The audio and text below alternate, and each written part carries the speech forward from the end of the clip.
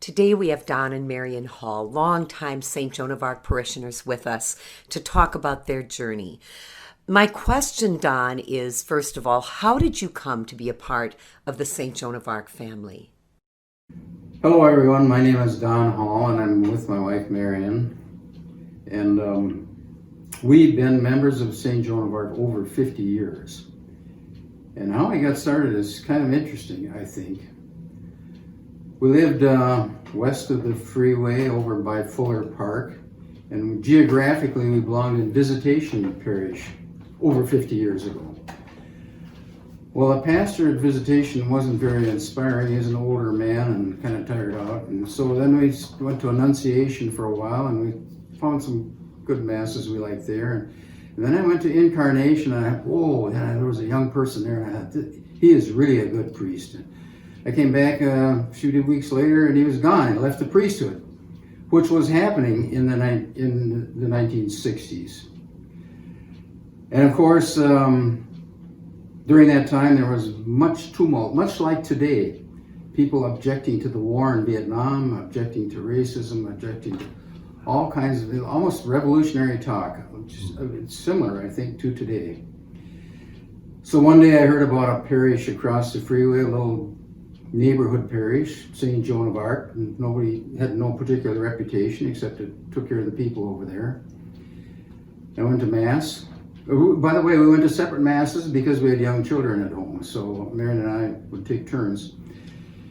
And I came home from Mass there and I said, Marion, there's a priest here who condemned the war in Vietnam, and he spoke out against racism and poverty, and he has gray hair. I was stunned, and of course it was Father Egan.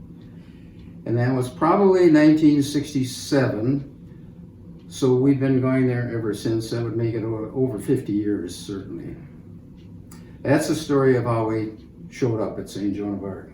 And in those early days, Don, how did you get involved with St. Joan of Arc Parish?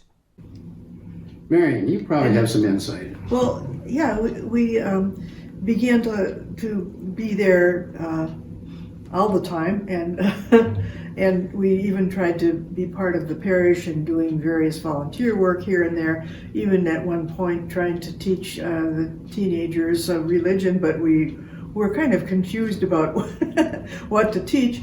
However, we've noticed throughout the years that things have tightened up and there's a real setup of what should be taught, what people need to know, and so on, and different kinds of ways for people to embrace the faith. So we were glad to see that, and we were glad we didn't have to do it because we didn't know what we were doing at the time. So luckily it was short-lived. We also appreciated the fact that there were lots of people who were tapped to give sermons that were not the priests necessarily, but other people around the community. We liked that, and so we've been going ever since and have formed a group of friends there, or we are friendly with lots of people there. So we're really pleased to think of this as our home. This is the kind of thing that we miss then when during the virus, when we can't go to Mass and see people, but we still can see the Mass on TV. We appreciate the fact that it's well done and we can still see what we're missing otherwise, but we are looking forward to the time when we can see everyone else.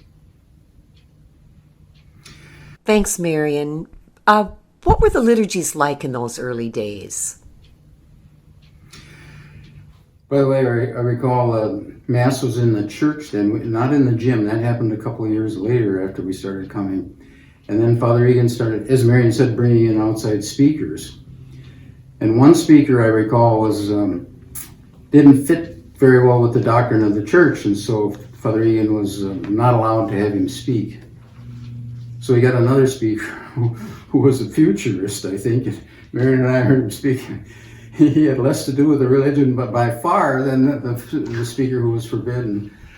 It was controversial. It was exciting. It was full of energy and lots of ideas. And of course, around that time, Gloria Steinem came to speak also, and that upset a lot of people because of her stance on abortion versus the church, things like that.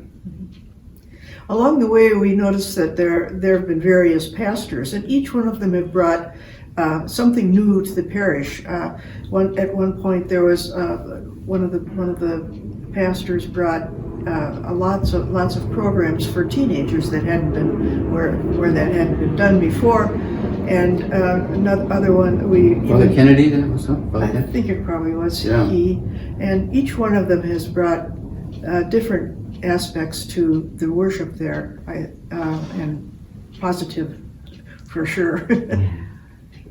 So, Don and Marion, at this point in your lives, what keeps you coming to St. John's? Well, we love the congregation all through the years, and now we're in a small Christian community. We have a group of friends that keep us going to Mass if for no other reason, just for the social connections. I hate to say that sounds not very Christian, but there's some truth to it. And we're very pleased to be members.